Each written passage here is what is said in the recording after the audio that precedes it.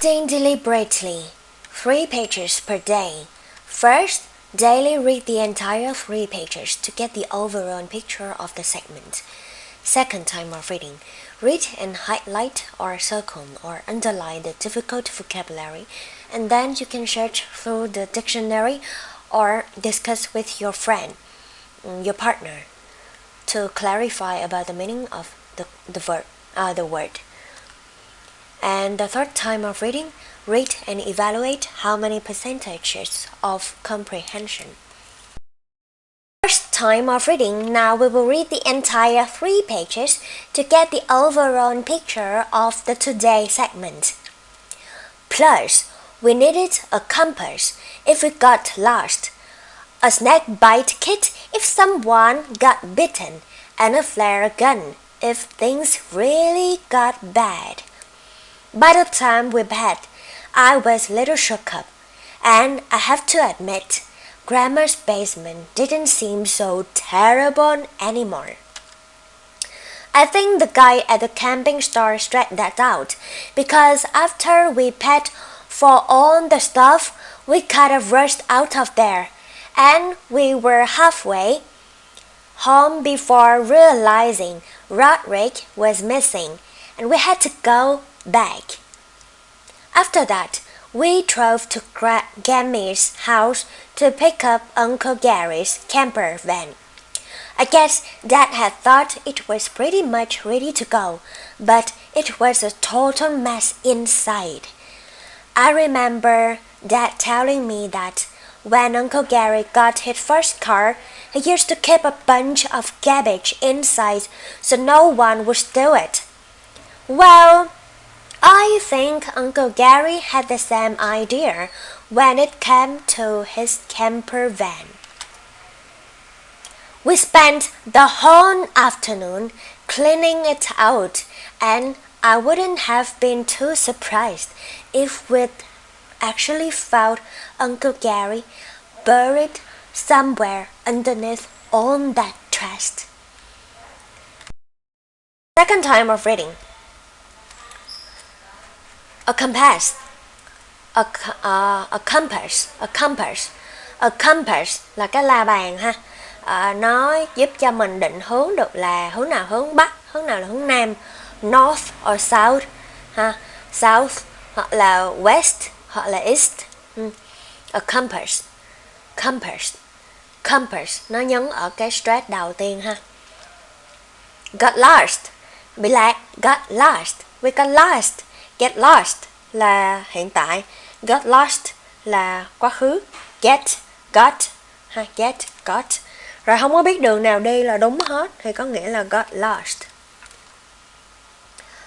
Got bitten. Rồi đây, got bitten đây là cái snake. Snake là con rắn ha. Còn snake bite là cái trường hợp mà bị rắn cắn.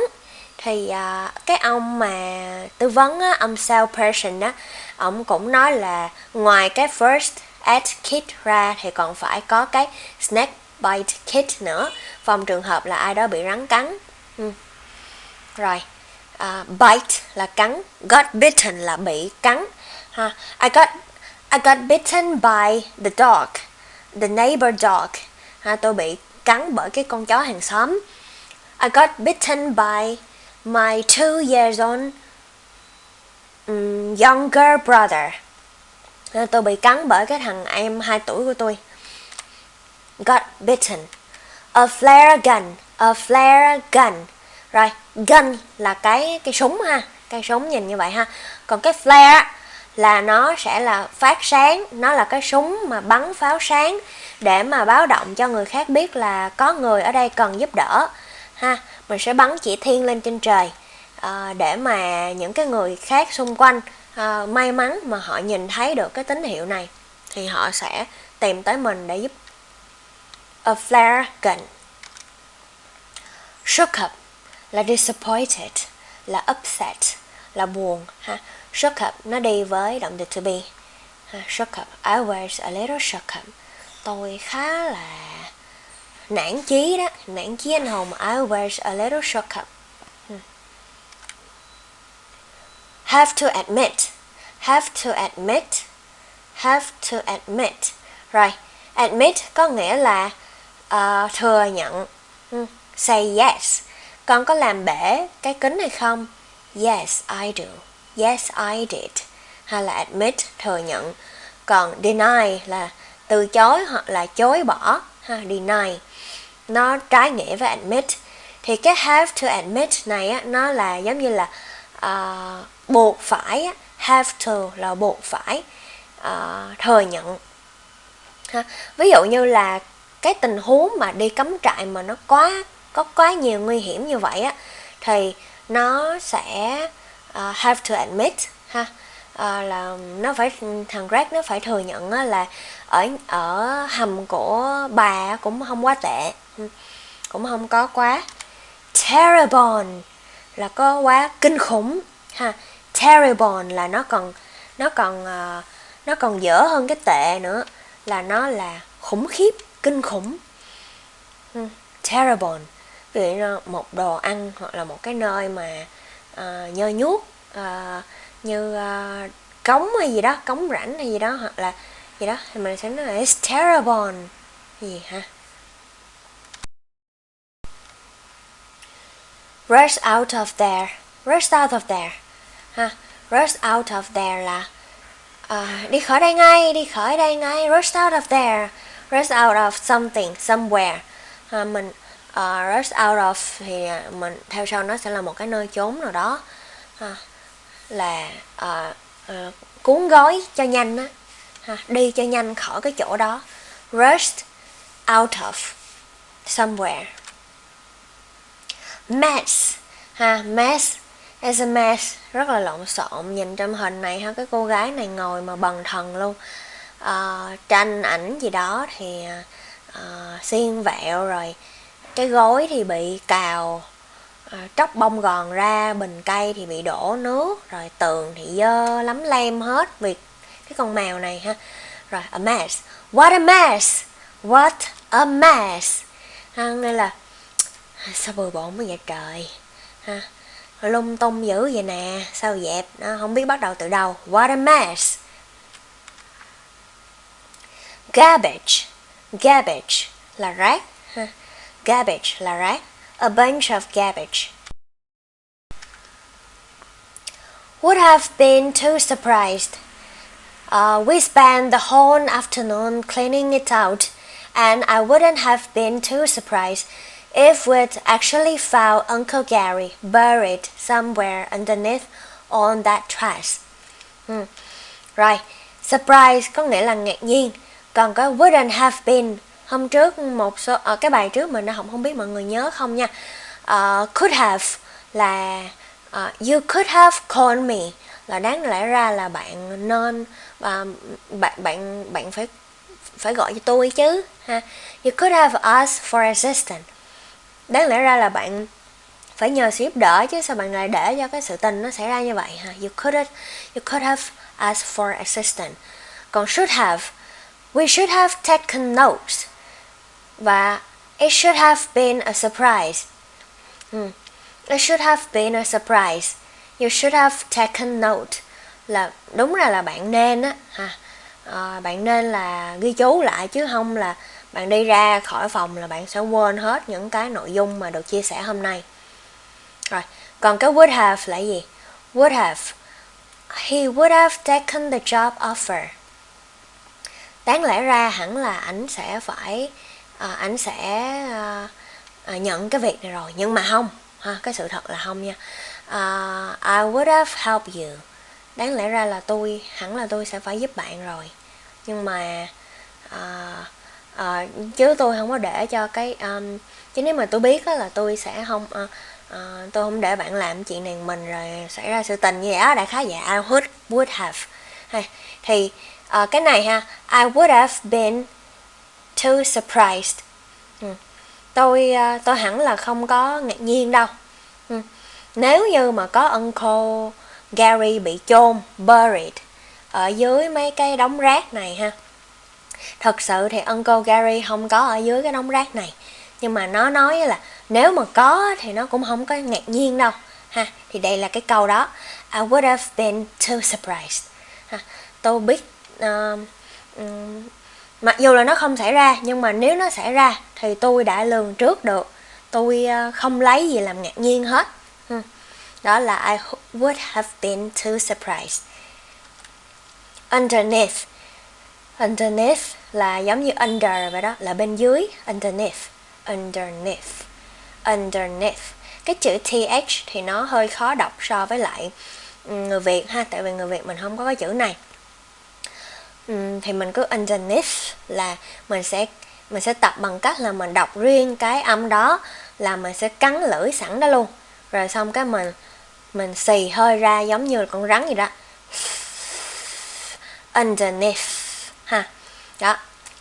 Rồi next, trash. Trash thì nó giống như garbage ha, nó đồng nghĩa với garbage. Nó là trash, là rác rưởi, những cái đồ bỏ đi, trash. Third time of reading, now let's read and answer the question. Why was Greg shook up the trip? What is a flare gun for? Plus, we needed a compass if we got lost, a snakebite kit if someone got bitten, and a flare gun if things really got bad. By the time we paid, I was a little shook up, and I have to admit, Grammar's basement didn't seem so terrible anymore. Greg was shook up the trip because he had to admit that Grammar's basement didn't seem so terrible anymore when he just realized how the camping trip could be dangerous. The flare gun dùng để làm gì? Dùng trong trường hợp nào? The flare gun is used when the camper van is broken or when they are on the brink of danger. Cái cụm mà on the brink of danger là ở cái bờ vực nguy hiểm, trên cái bờ vực nguy hiểm, mà khi nào mà really got bad, things really got bad, sự tình mà nó thật sự là rất là nguy cấp rồi á, thì xài cái flare gun. Hoặc là mình có thể sử dụng là on the brink of danger. Why did the whole family left Roderick behind? Was Uncle Gary's camper van really a mess?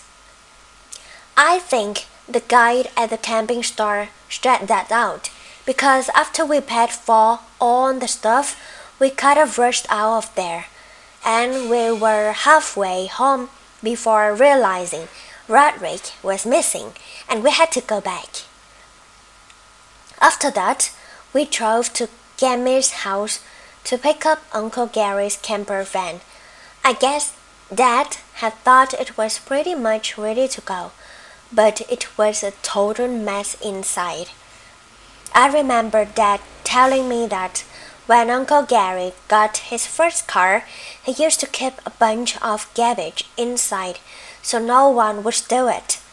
Well, I think Uncle Gary had the same idea when it came to his camper van. Tại sao mà cả gia đình lại bỏ Roderick bỏ lại phía sau vậy? The whole family left Roderick behind because after Greg's dad paid for all the stuff, they were kind of rushed out of the store and forgot to check before they went out.